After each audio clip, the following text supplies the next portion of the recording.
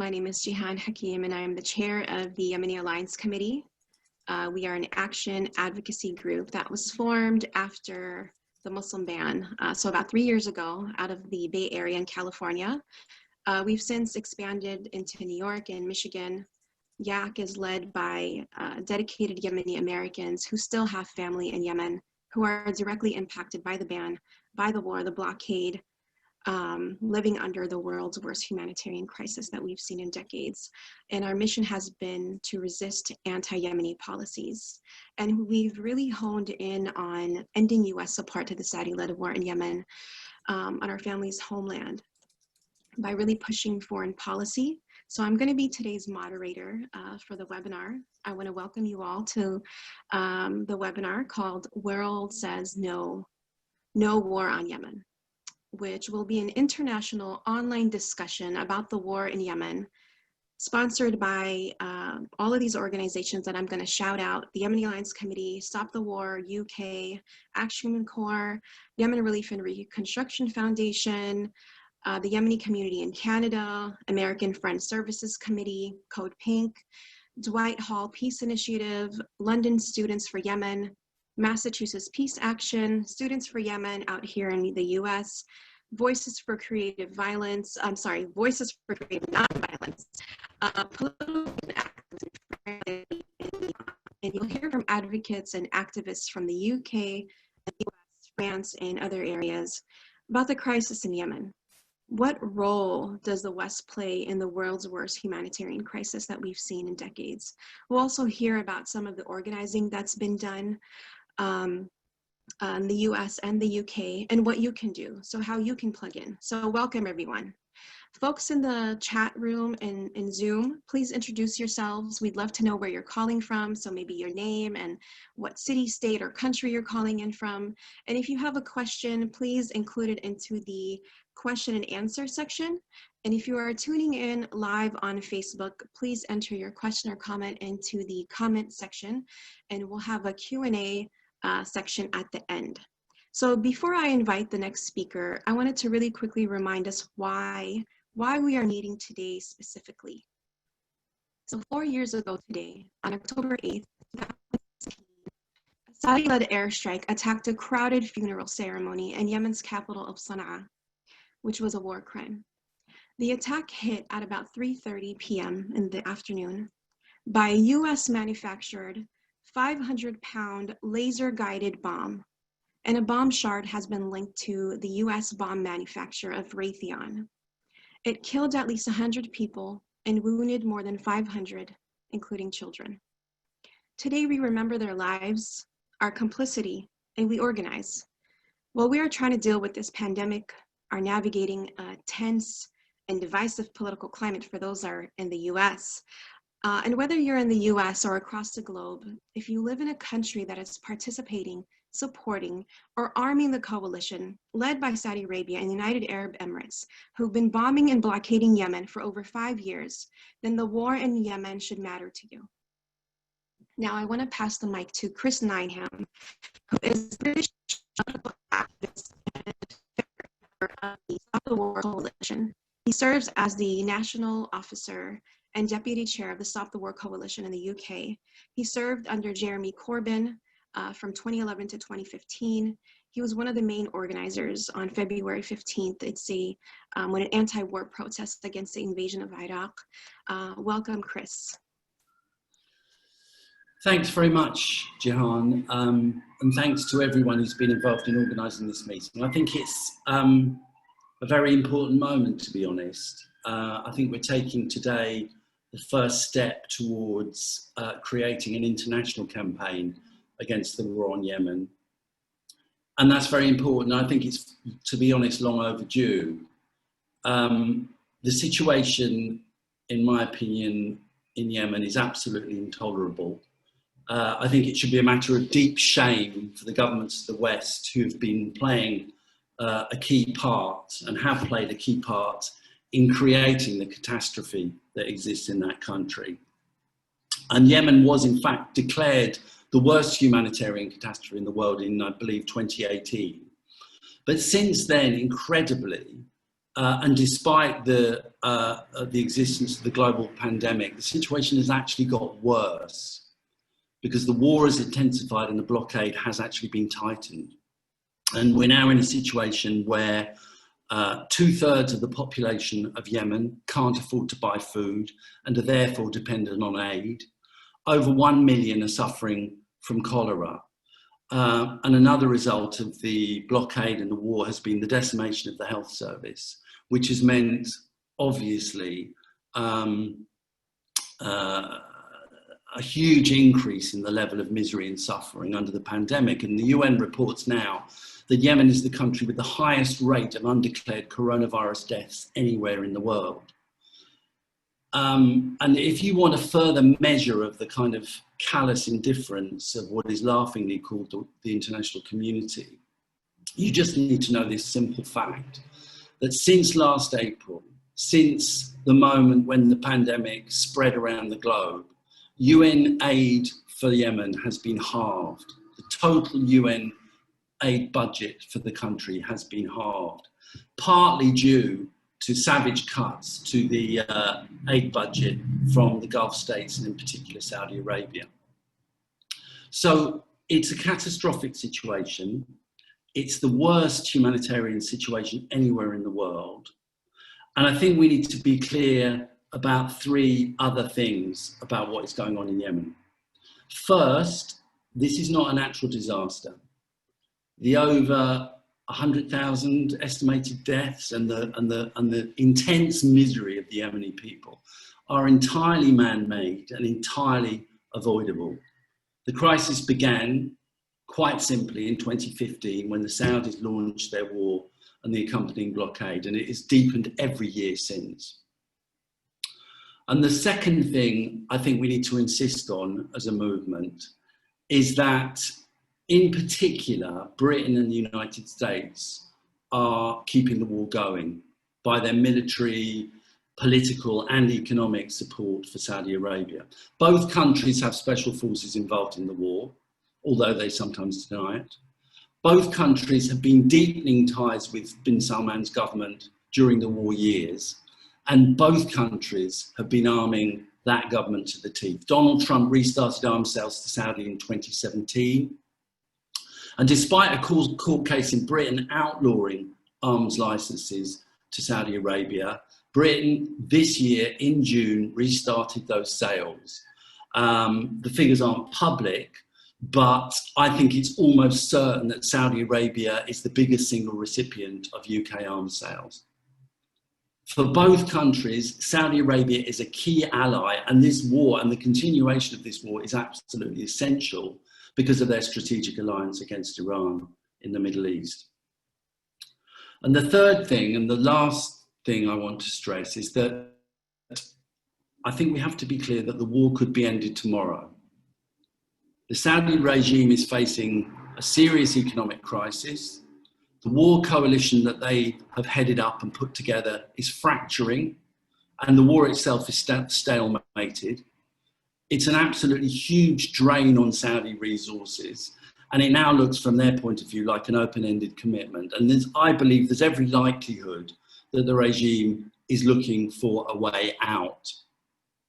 In other words, our governments, the US governments, the British government, to some extent the French government, by enthusiastically pursuing the war, are standing in the way of a resolution to the most serious human crisis on the planet. This is how high the stakes are. This is how serious the situation is. And I think, just to end on, I want to stress that there is actually growing opposition to the war, certainly in Britain, I think in the United States, and probably in other parts of the world.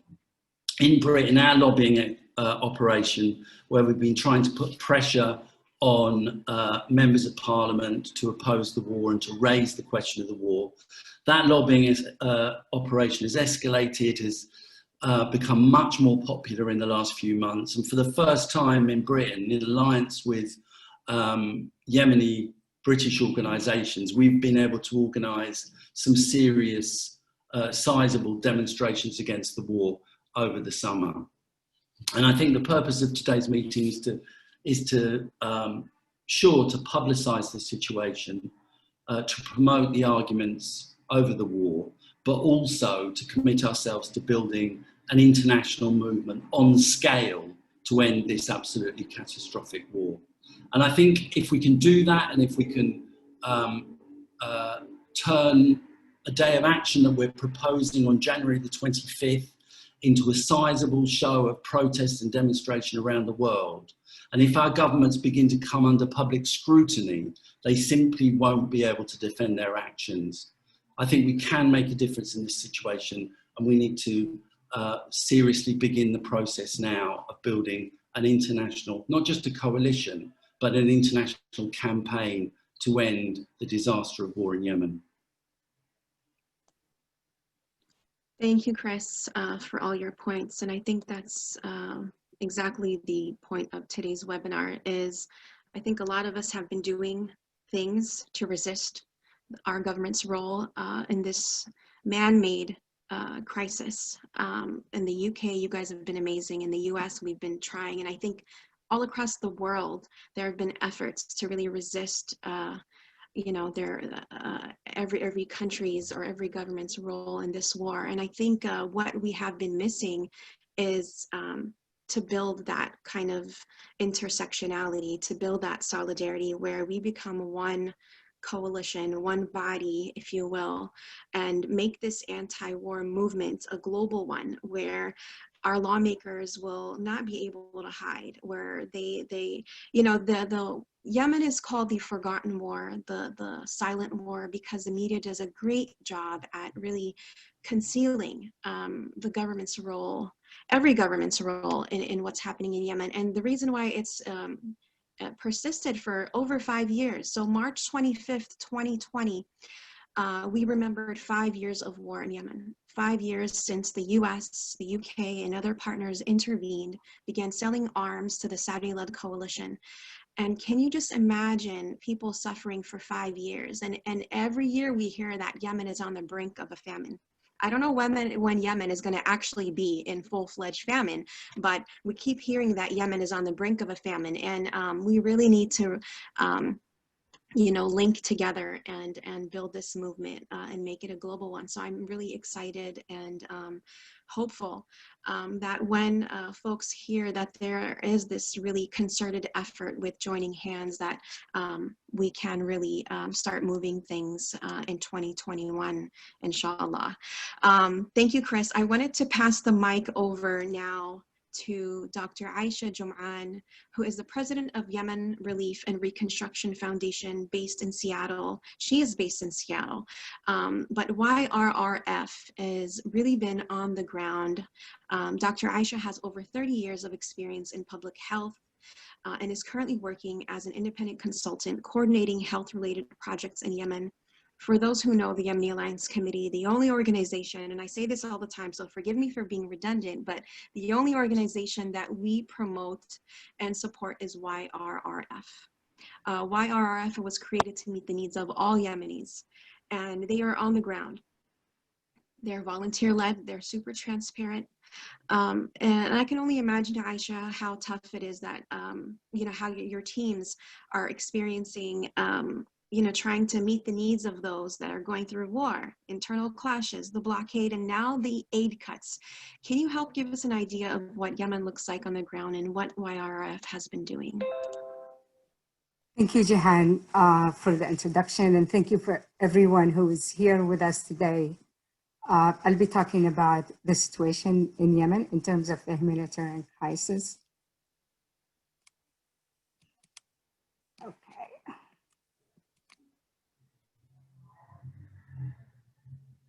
So I got a lot of the information from UN sources because I wanted to make sure that what we have is something that everybody agreed on.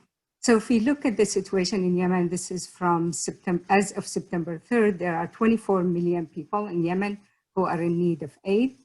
Of these, 14.3 are in need of acute aid. Yemen has a population of 30 million people. 3.65 million people are internally displaced and have no safe place to be at. If we look at Yemen, like the previous two speakers, Yemen is a man-made humanitarian crisis. It is the world's worst humanitarian crisis. We have over 1 million women and 2 million children who have acute malnutrition. We have the highest COVID fatality rate at 25%, and some areas it is actually at 30%. And this is not surprising because we have such huge malnutrition and infectious diseases, making the population immunocompromised. We also have the largest cholera outbreak with over 2.5 million cases. In addition to that, because of the destruction of the health system, the water and sanitation, and a lot of the infrastructure that deals with human health, we also have a lot of outbreaks in Yemen. We have a dengue outbreak, we have a diphtheria outbreak. Yemen has not had diphtheria since 1980.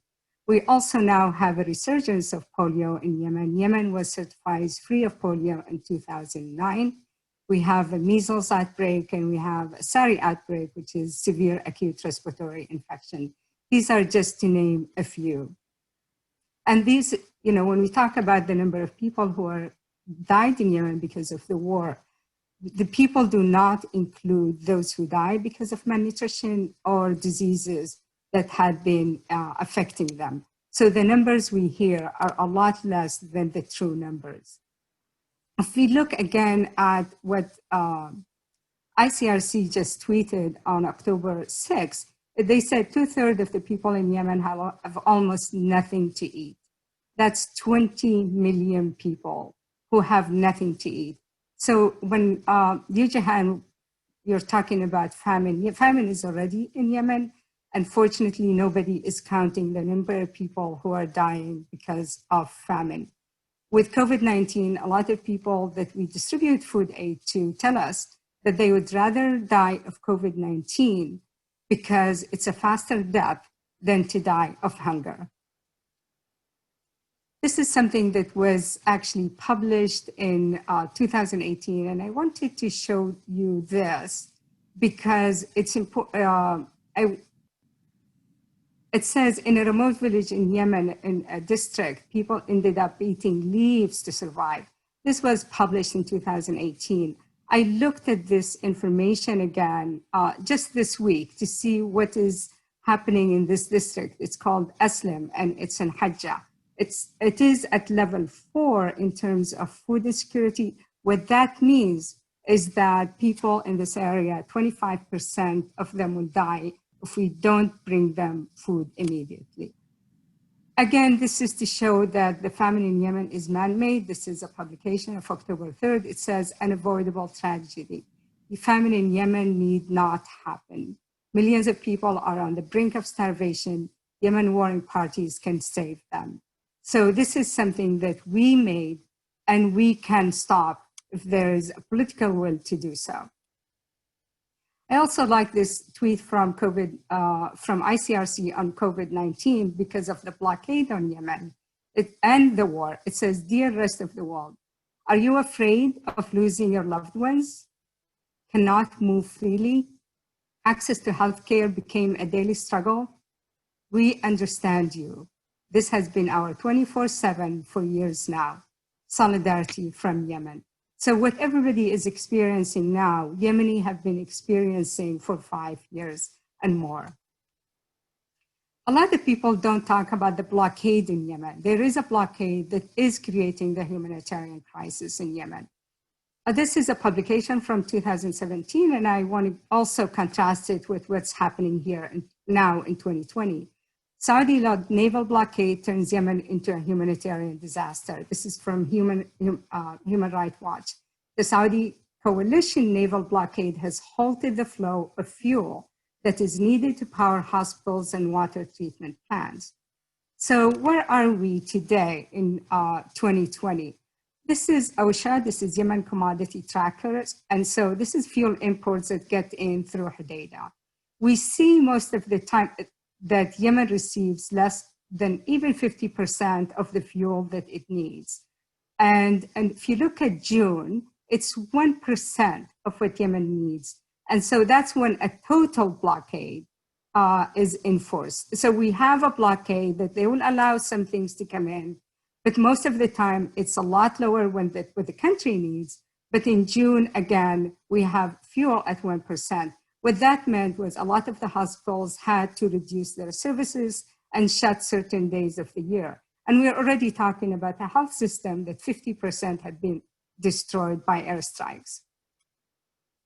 This is a blockade monitor for the fuel that gets into Yemen. And these are 15 vessels that carrying fuel to Yemen that had been prevented from entering Yemen after receiving a UN certification to enter Yemen. The earliest one was certified in March. So they are diverted to Jeddah port. What that means, first of all, is the fuel doesn't get into Yemen and impacts everything, but also the cost of the diversion, of the cost of the delay. There are fees that the Yemeni people will eventually have to pay these companies that have their ships bounded for up to 9 months. And then this is again from September of this year. This is from a UN organization. Self-fuel crisis increases food prices and continues to restrict the aid operation. And all these countries that we talked about, whether it's the US or the UK or France, many of these countries are not speaking about against the blockade. And we don't know if they are helping with the blockade because that information is not made public. Jan Egeland from the Norwegian Refugee Council has been the most outspoken about the blockade on Yemen. He just published a commentary recently in which in August, and he said, we need to reopen Yemen airports and sea routes to save lives. As people across the globe yearn to travel, the closure of airports is a matter of life and death for Yemeni people. We must apply political pressure and have them reopened despite the pandemic. So what can we do as activists? Advocacy is a big thing. We need to reach out to our parliamentarians, our government officers, and insist that they need to stop supporting the Saudi war on Yemen. We need to pressure the Saudis to end the blockade, and diplomacy is the only way forward. Sign petitions that come your way, donate to any organization that's working in Yemen, and our organization is yemenfoundation.org. We all need to stop the war on Yemen. Thank you. Thank you so much, Aisha. I really want folks to kind of, sit with this for just a second. What does a blockade mean? So the coalition imposed a naval and air blockade on Yemen since March of 2015. So the flow of food, fuel, and medicine to civilians has been severely restricted, which amounts to a violation of international humanitarian laws. It's a war crime.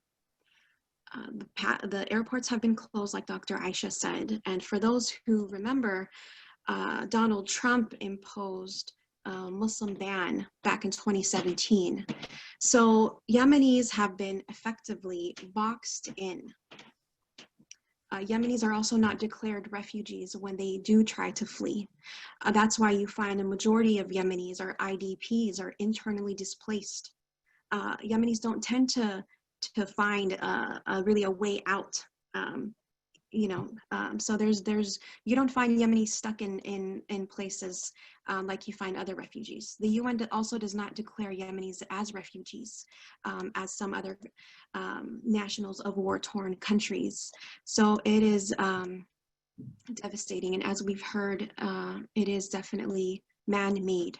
There are a lot of political actors that have interests in Yemen, that are political and economical, and as always, civilians suffer. And from those that are the most impacted are women and children. So I want to pass the mic on. I know we don't have enough time to really go into the nitty gritty of this, but this will be recorded if you want to go back and, kind of re-listen to some of the points that Chris and Dr. Aisha mentioned. I want to give space to Danielle Obono. I'm not sure if she's available. But if she is, I'm going to really give a really quick intro to her. Danielle Obono is Gabonese French politician. She's a member of the National Assembly for Paris's 17th constituency since 2017 for the France Insoumise Party. I'm pretty sure I butchered that. She has a long history of campaigning against racism and imperialism. We're so fortunate and honored to have her here today. And if she is available right now, because she is busy trying to pass a bill right now, but if she is free, we know that France is ranked the 3rd top exporter of arms to Saudi Arabia. And France has also been arming Saudi, just like the US and the UK has been. So Danielle, if you're on the line, if you can share with us what France's role has been in this devastating war against Yemen. Oh, there you are. Welcome. Yes. Hello, can you hear me? Yes. Great. I'm sorry, as you said, I'm right in the middle of a very important vote at the National Assembly, so I may have to go back to the session to vote. But I'm really, really pleased to be part of this conversation. Thank you very much for the invitation. It's such an important issue, and I'm very shameful for the part France, my country, is playing in this man-made war crimes that are happening right now in Yemen. And it's so important to have this international network and coalition and campaign that is being built right now, because I think it will be important for us here in France to put more pressure on our government. Just to tell people if they don't know, but or remind to those who do know about the involvement of France in this war. France has been, as some of you said, one of the main helper of the Saudi Arabia war in Yemen by selling weapons. We are one of the world's most important weapon seller, and it has been actually documented very. The most important revelation we had was last year in April 2019, when there was a confidential note from the military that stated actually that the weapon that France sent sold to Saudi Arabia were actually used to commit war crimes. And there is this document stated the areas where there were civilians that were targeted. This document stated the kind of weapon that France sold and the many help we gave to Saudi Arabia to commit their crimes. This document actually showed how we are in total violation of the treaty that France ratified about the weapons selling, especially Article 6 and 7.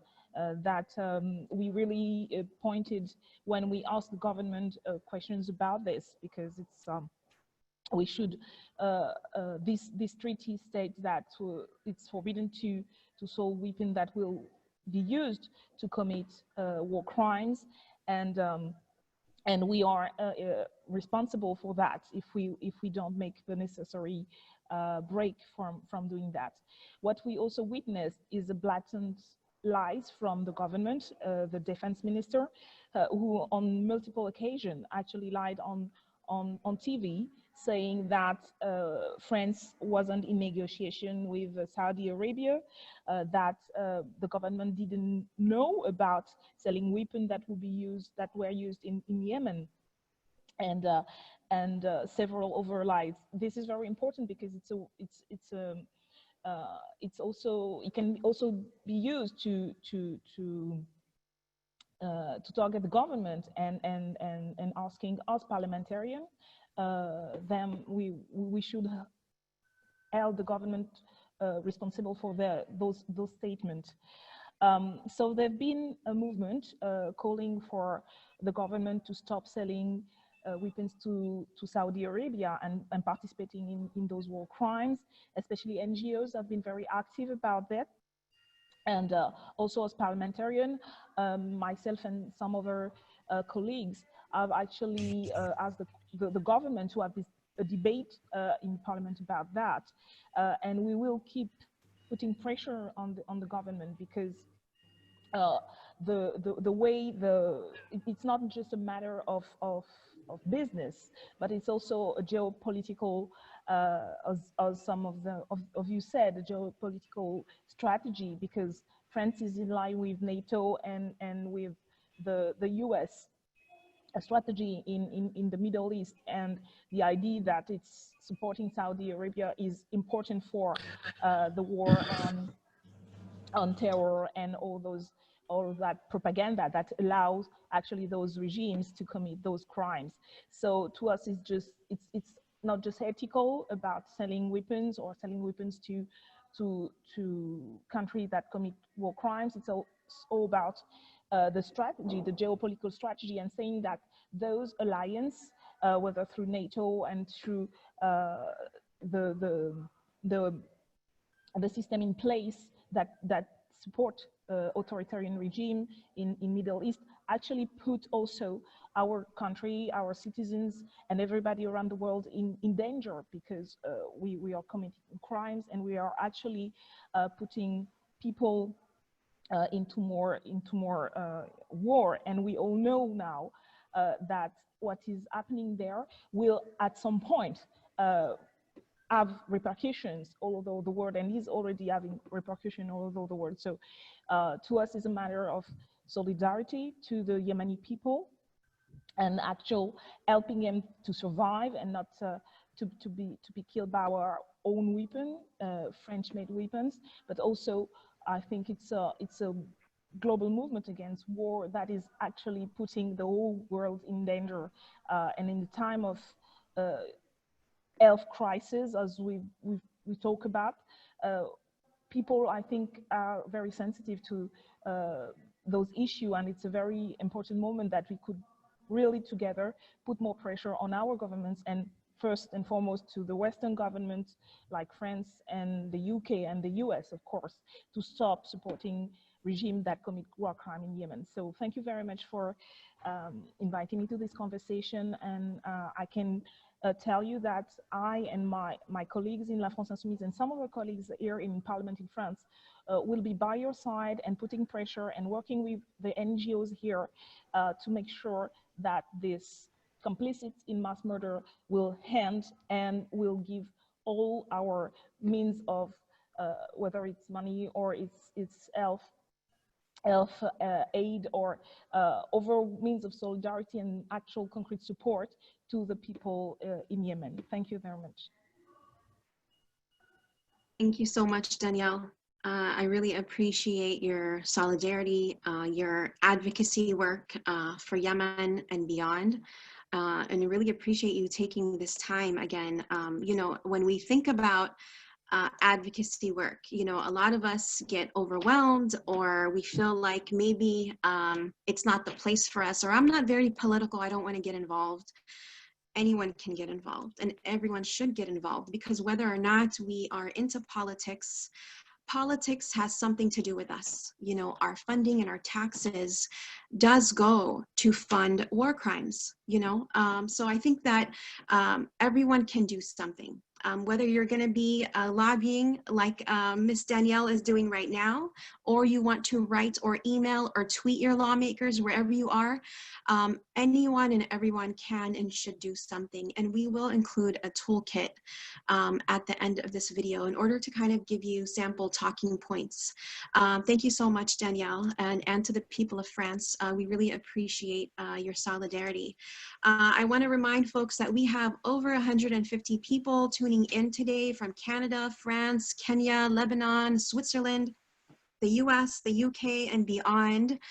We have received tons of messages of support from activists in Australia, Italy, and beyond. Thank you all for tuning in.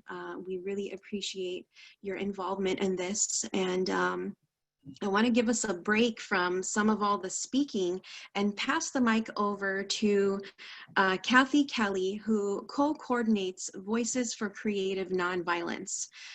It's a campaign to end US military and economic warfare. She has been nominated multiple years for the Nobel Peace Prize. I could not give her justice, her bio justice, but I'd like to pass the mic over to her, and she's going to introduce a video for us. Thank you, Jahan, and I'm certainly grateful to each of the panelists for helping us understand our complicity.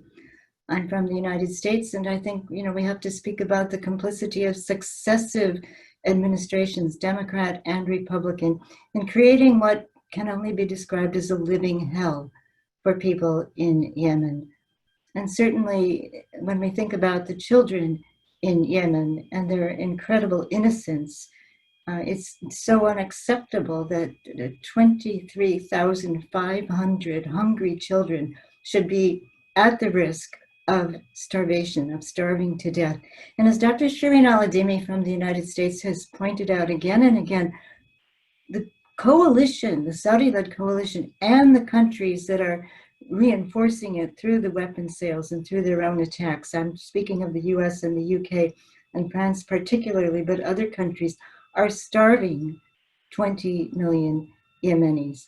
And the CEOs of many of these major corporations making and selling the weapons are announcing confidently that they think their tremendous profits are going to continue. I'm thinking in the United States of Lockheed Martin, Boeing, Raytheon, General Dynamics. But all around the world, countries have companies that are profiting, and there have been some very strong efforts to try to actually interfere with the shipment of weapons to Saudi Arabia and other countries in the coalition. And it's good for us to learn from every country's actions as we build a campaign. On January 25th, we'll certainly reconvene once again in 2021 for a meeting. But between now and then, we all have, as Jahan says, opportunities to continue to stop the terrible war making. And so for the next several minutes, we're offering some visuals showing very grassroots protests worldwide.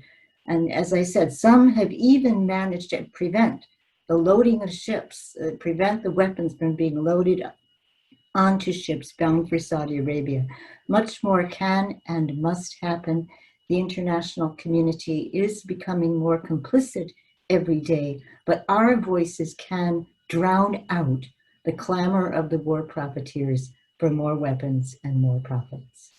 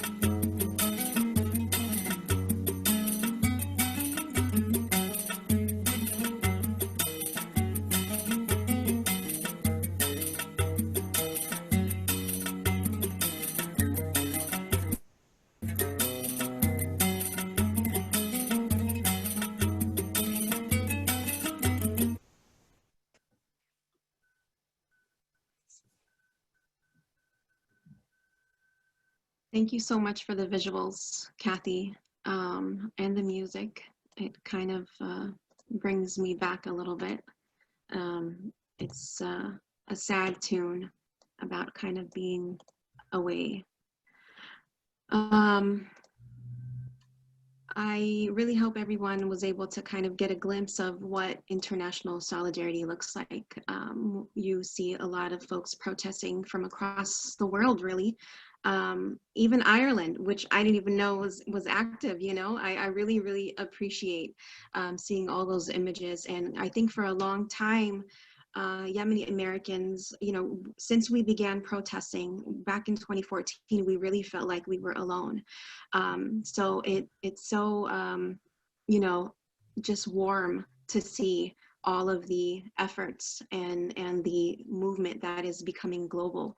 Really appreciate you sharing that with us, Kathy. And like Kathy said, everyone can be an activist. Everyone can be an advocate. You know, I think I want us to remember to look at this as not just a campaign that's gonna kind of be trendy and then it's gonna go away. I think we all know, for those of us who have been working on the war in Yemen, that the media pays very little attention to it. And it's really up to us to really throw it into the spotlight with all of our work, all of our solidarity work, our protesting and our raising awareness, and all of it. All of these efforts really will help kind of penetrate the really thick ceilings of advocacy work. So on that note, I wanted to pass on the mic to organizers. And these are grassroots activists. And the first person I want to bring to the stage here is Irfan Ali. He's a key supporter of the protests in Britain organized by March for Yemen and Stop the War Coalition. And he's the father of the organizer of March for Yemen in London. I want to welcome Irfan, and I want to ask, you know, I know especially I've noticed the UK really being busy and active over this past year, especially the youth. It's been really remarkable watching the youth get out there. Across the board, you know, we look at climate change and we see the youth really organizing for their future. So what has the anti-war movement look like in London, Irfan, and what's next? You're on mute, Irfan. Mute.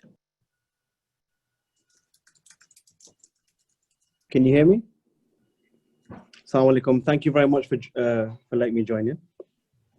I really appreciate it. I'm also very impressed with the youth that we have. You know, unfortunately, Yemen is such a small country, and I actually don't know why what's happening. To be honest with you, we're being targeted. Why? I'm just flabbergasted. Why are the decisions made by the big fish, the big boys? We're little boys. We've done nothing to anybody. We were nicely plodding along, enjoying our country. Our country is beautiful. A lot of history has been wiped out for no reason. Personally, even a lot of my family have been wiped out for no reason. Initially, it was set up by my son. He was very, I think he was angry. And a lot of youth are angry, but we're very peaceful people. Naturally, we're very peaceful people, as anyone can testament to that. The youth are the future. Even though we're not actually physically living in Yemen, we can hopefully make a difference. Putting pressure on governments. I'm sure there's hundreds of laws that are broken, hundreds of laws. What's been done about it?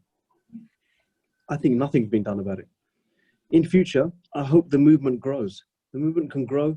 It can join other movements as well, because of the unbelievable amount of injustice that's happening. I say this when I speak to during the protests. It might sound funny and it might sound like a joke, but I've never heard a human being beating a helicopter in a fight. It can't happen. I've never heard anyone beating an aeroplane or a bomb in a fight. It's never happened in my life. they're not defended. They're undefensible. Little kids, women, men, just going about their day every day. So the injustice has fueled the anger, has fueled the situation in their mind, thinking, why is this happening? And I know somebody's going to ask me, what do you mean, why? Yes, why? Why have they picked on us? Yes, we're a very good spot in the Middle East. Yes, they want control. Why? Look after your own country. Clean your own bedroom first. We've got enough issues here by ourselves to deal with. I'm not a political activist, but I'm helping my son reach out to people and create knowledge. You ask the everyday person on the street, hey, do you know what's happening in Yemen? They'll be like, where is Yemen? That's genuine. Oh, where are you from? Yemen. Oh, I've never heard of Yemen. Really? I think a lot of people say, I'm from Yemen. They go, oh, you're German, are you? I'm like, no. German, Yemen, they're different countries. Germany, they're different places completely. So even educating people, educating children at grassroots. You learn history at school. You learn religious education at school. Of course, we know religious education and history is taught what they want to teach you. And sometimes you've got to look outside the box and think, hold on, did this really happen? Because we know history is written by the winners. That's why it's called his story, because history is written by the person who won. So if you look around properly, people are beginning to grasp, say, hold on a minute here. Is this really happening? Is this because of us? It's because of the UK. It's because of the US. It's because of France. Because, I mean, why? Why they're bullying people? You know, they're always trying to divert people's attentions. It's not in the media. The media turn a blind eye to it. And unfortunately, it's going to continue until we put pressure on more and more. The way to grow that, is somebody will come to the protest. They will tell their friend, you don't need to be from Yemen to be, you know, to come. You could be from anywhere. And unfortunately, this has to grow. We don't want it to, because we want it to stop, but to grow and to put the message out there and to eventually give people the knowledge of what's actually going on. So I hope, I mean, this is a brilliant idea, and I hope this will help the wider community say, hold on, let me just research quickly a bit on Yemen. And it just takes one person, and then that one person can tell everybody in their family, and then it just goes on from there. So hopefully this will change people's knowledge and situation that they have in Yemen. Thank you very much. Thank you so much, Radfan. I really appreciate you and all the youth that are over there, and all of the efforts that you all have been trying to raise awareness about the war in Yemen and really push folks to do something about it. And like you said, I know when I started lobbying, a lot of lawmakers, these are people that are passing laws, don't know where Yemen is. So when I did lobbying, I had to bring along with me a map of the world and really circle. Yeah. So it's really ridiculous to think that, you know, while lawmakers are potentially passing laws in order to whether sell arms to the coalition, whether we're supporting them militarily, whether we're providing the targeting assistance, intelligence support, the US Navy is supporting the blockade, there are US lawmakers that don't even know where Yemen is. You know, I mean, yeah. It's shameful. So thank you for your efforts. And, you know, I think this is kind of a very late attempt at really linking our efforts. So I hope that after today, we will continue to stay in touch and really grow this movement as a collective, inshallah. Thank you. Inshallah. Thank you so much for inviting me. I wanted to pass the mic over to Sumaya Al-Rumaim, who is an organizer from New York. She's the chair of the board of Action Corps. She's also president of Union of Arab Women. She's just an amazing powerhouse. And, you know, for those who are in the US or even for those who are out of the US, it's kind of silly how the US got involved. The US got involved under the Obama administration. And it was kind of a unilateral decision that was not authorized by Congress. I want to repeat that the US intervention into the war in Yemen was not authorized by Congress. But the Obama and Biden campaign, or presidential unit at the time in 2015, began providing this support and selling arms to the coalition. And now, ever since then, we have been trying to really push back legislatively and repeal these efforts. So while the war was never authorized, we have to do all this legislative limbo in order to peel back some of that support that we have been giving to the coalition. And it's how we've been doing that is really trying to push foreign policy. And I think 2018 was a really remarkable year where Isaac from Action Corps and I met. And I think you've seen our picture there in the video, but I'll include some of this into Facebook. The day that we met in November of 2018 was in front of Pelosi, Nancy Pelosi, who's Speaker of the House. In front of her office, we organized a protest. We were trying to push the War Powers Resolution, which essentially will cut off military support and arms to the coalition, something that was never authorized. Again, I want to just emphasize that. After that protest, Pelosi signed on. We were not in the hundreds or the thousands. We were just very few, but we really made enough noise in order to push her, to sway her. So I'm bringing up this story because I think that, do not underestimate the power of an everyday organizer, an advocate, an activist. Don't think that your tweet or email or a video that you share doesn't make a difference. It does. So anyways, without further ado, let me invite Sumaya Al-Rumaim. Let us know what the anti-war movement in New York looks like. What does organizing look like? And what's next, Sumaya? Hey everyone. In the beginning, I wanted to say thank you so much for everyone who's joining us to this very important conversation about the work that we do and what we are thinking about what is supposed to be next. We believe that the power, it's two kinds of power of money and power of organizing. Since we don't have the power of money, we actually not stopping organizing our community and people around United States of America. As Jihan said, I'm the chair of Action Corps, which is a nonprofit organization that making sure that to educate people about what's happening in Yemen, and also had done so much work with a community alliance organization that Jihan lead.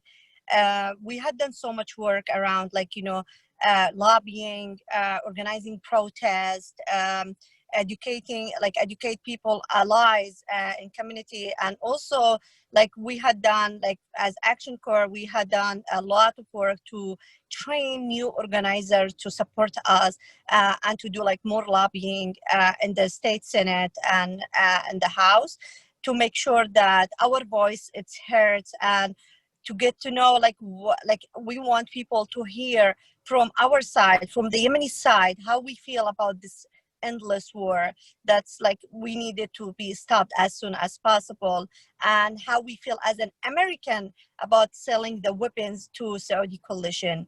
So that's was the point, to make sure that we organize new people, and also educate new people to be part of our organization and to support the work that we do.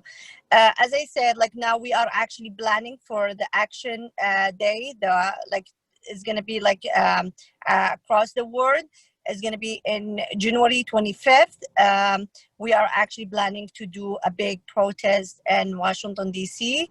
And I hope every one of you who's hearing us today to come and to join us, and remember that every one of you has a power. Even if you cannot join us in protest, you have a power to call your state Senate or your Congress. It depends what do we need to pass. And also you have a power to also post in Facebook, social media, Twitter, everything you do is could change something. You have to believe in yourself when you do something that you can raise awareness and tell people about what do you think, and push for the right things. As we said, like we had done so much work to pass the Bill Power resolution with, like, you know, Action Corps, Jihan Hakim and her organization, and many people who helped us, like, you know, to do that. It was historical, like, you know, things that we passed this bill, but, like, you know, unfortunately Trump vetoed it. And but, like, at the end of the day, we're not going to stop. This is not the end. It was for us, it's just only the beginning, that we made people to hear about the war in Yemen. We made the state senate and the Congress to, like, you know, to stand with us and to take the right stand. And that's, as I said, we can change a lot of things, but, like, we have to believe in ourselves and to keep to doing the work that we do, because our work is very important. Thank you. Thank you, Sumaya. That is just an amazing reminder that believe in yourself. Believe in yourself, because our voices, our efforts can make a difference. The War Powers Resolution has not passed ever since it was enacted in 1973. So, you know, our collective work did that. While we know that Trump, you know, promised that he would veto it, and inevitably he did. But what that means is that we got lawmakers to really prioritize making ending U.S. support to the Saudi-led war in Yemen a foreign policy priority. So while we go into this new administration, whomever wins, we're going to continue. We're going to continue this fight to end endless war, because it's not just in Yemen. We know that the Middle East has been a victim of the war on terror since 9/11. And, you know, hopefully that we can really move the needle as we go into 2021. And it happens through these kind of efforts, this collective work, this virtual shoulder to shoulder, if you will. So I know that I want to honor everyone's time, and we're almost going into the hour. I want to open it up to Q&A right now, and there are a lot of questions that folks have submitted.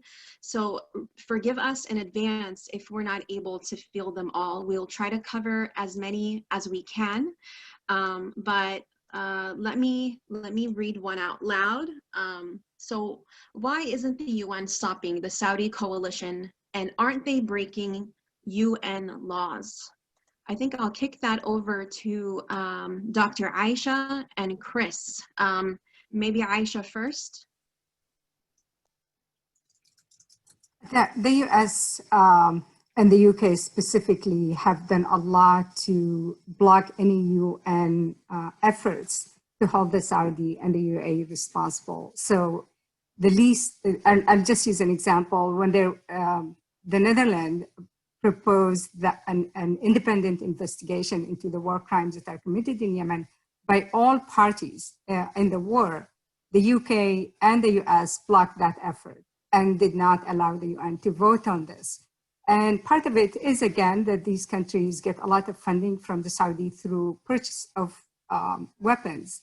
The other thing is there is a lot also in terms of funding that goes into public relations firms by these countries. And they also lobby quite extensively in a lot of the capitals of the world. I know from my representative that he told me that the Saudis have, for every representative in the US and for every senator, they devote one lobbyist for that person. So there is a lot of lobbying. There are a lot of big PR firms that are working for them. And then we also have big countries like the UK and the US that block any attempts at the UN to hold the Saudi and the UAE responsible. Thank you, Aisha. Chris, same question. Again, it is, why isn't the UN stopping the Saudi coalition? Aren't they breaking UN laws? I guess from the UK's perspective. Yeah, I mean, the United Nations produces a lot of useful material to expose the extent of the catastrophe going on in Yemen.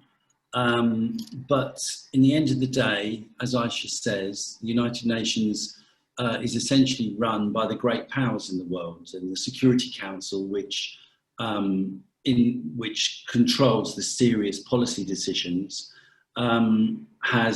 is composed of the 5 biggest imperial powers in the world, and each one of them has a veto on any decisions. So for all the well-meaning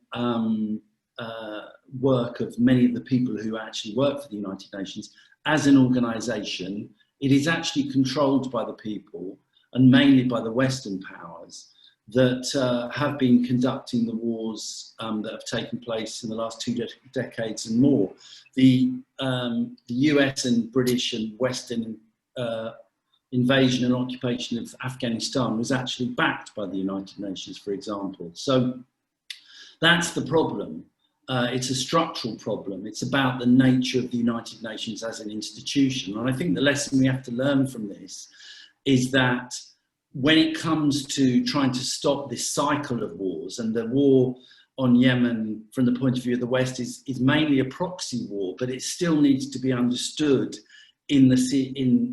as part of the series of wars that were started in 2001 with Afghanistan and then Iraq, Syria, Libya. The only way that we can have an impact, and the only way that people can actually roll this war machine back, is by the kind of grassroots, the kind of mass organisation that we're talking about today on the ground. Unfortunately, we can't rely on other forces to do this for us. Having said that, I do think that we are in a position to mobilise quite serious amounts of support in the coming months against what's happening in Yemen. And I think where we have to look at expanding the movement by approaching the trade unions and approaching the more outspoken, better politicians on the left and elsewhere in all our countries to widen the bloc, to widen the kind of alignment of forces on the ground that are capable of delivering a movement. I think it can be done, and I think this is a great start. Thank you, Chris and Aisha, both. There are a lot of questions, you guys, and we don't have that much time to cover them, but don't fret, because we do plan on having a lot more of these. And I want to remind folks to mark their calendars for January 25th, which will be an International Day of Action, whether in person in DC, of the United States and the UK and elsewhere. We will continue to have these webinars and these meetings as that date approaches. So don't feel like you're being ignored. It's just not enough time. But I'll ask one more question before we close. And I do hear folks saying they don't know where to start. And I know that it feels overwhelming and really dense, all of this political advocacy work, because it can be confusing. And I know that in the United States, it's designed that way, to be tough and complicated. But I want to remind you guys that as constituents, that your lawmakers, our lawmakers, were voted in by us, right? For the people. And we have every right to question them, to hold them accountable, whether it's their role in Yemen, whether it's their role on climate change, on what have you, whatever policies you disagree with, it is, you have the right. And I really believe that we have a responsibility to call on our lawmakers, because they're put in place by the people.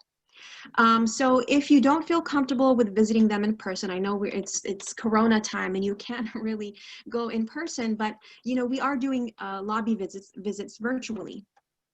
And I really encourage you to follow all of our organizations, whether it's the Yemeni Alliance Committee, Action Corps, Stop the War in the UK.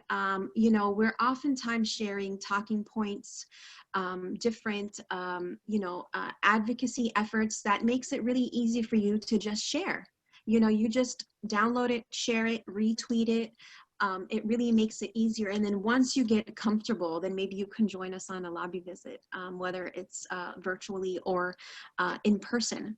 One last question before we close is, what would be a single task you suggest we do to help?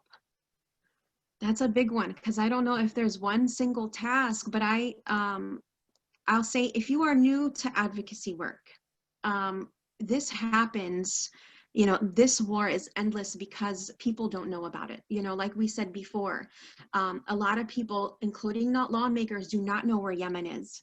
So raising awareness, I would say, is a really good first step. Share articles. There are tons of articles, no matter what platform or outlet that you follow, they have covered Yemen. You know, a more prominent one's the New York Times.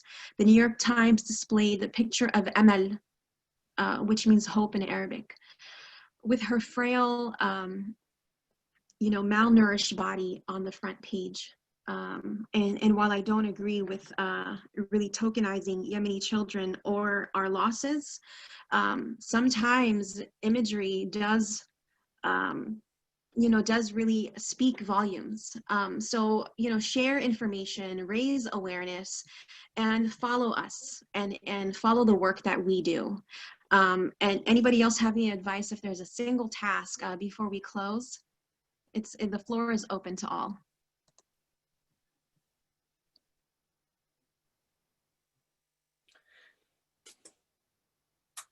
Isaac.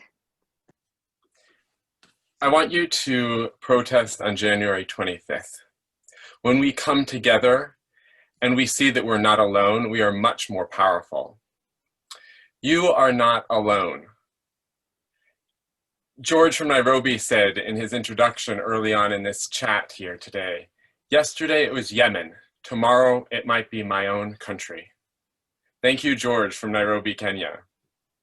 To the Yemeni Americans, Yemenis in the UK, Yemenis in Yemen, and Yemenis from all over the world, you have my word that for as long as this crisis continues, as long as this war and this aggression on your country and your people continues, as long as the bombs that are made in my country and in the countries of many of the people on this webinar, as long as these bombs are being shipped and being dropped on your people, as long as that happens, you have the word of me and of my organization that we will continue to stand up against this atrocity. We will continue to protest. We will continue to go into the streets with you. We will continue to meet with our members of Congress and the leadership of our Congress. We will hold our next president accountable for this. We will show up in Washington on January 25th. We will show up in London on January 25th. We will mobilize beforehand. We look forward to having another of these video calls before that January 25th date. In the days leading up, it's an opportunity for us to come together across countries, from Australia to the United States and everywhere in between, for us to come together and say no. No war on Yemen. And we are doing that today. We are joining other people from multiple countries around the world. Dozens and dozens of people here today. If each of us brings more people with us, on January 25th, we can have a tremendous turnout. And if you can't make it to London or Washington, you can make it to somewhere where you can make it, and you will show that people are not alone in opposing war, because the public opinion is against war. War is not a popular thing, and we can stop it. We're mobilizing all over the US and the world, and we can help end the war. We need you. We've already had some very important successes you've heard of on this call. The fact that one of our presidential candidates in the United States has come out with a statement saying, pledging to stop US participation in this war is significant. That is because of activists. That is because of you who have made that possible. And that will only become a reality if we as Americans hold our president accountable, and you in the UK and you in Canada and you wherever you are participating from, you are powerful. And it is true that governments and the weapons industries have overpowered and have drowned out our voices, but that does not have to continue, because I am just one person. But when we join together, we can create a powerful movement. And that's what we're here to do. So I look forward to seeing you on January 25th and in the days leading up to that date, when we come together and we say, we are with you to that child in Yemen who is starving to death. We are with you to that mother who watches their child die. We are with you to that soldier and that civilian and every single person who is being bombed. We are with you and your humanity, and we are with your people. So thank you for participating in this day, and I so look forward to seeing you on Monday, January 25th, and in the days leading up to that. Thank you, Isaac, and thank you, everyone. I think we will close after that. I think you got us all riled up enough to know and remember that January 25th will be the International Day of Action for Yemen, and we will see you on the streets or we will see you online, but please stay tuned. Take care, everyone.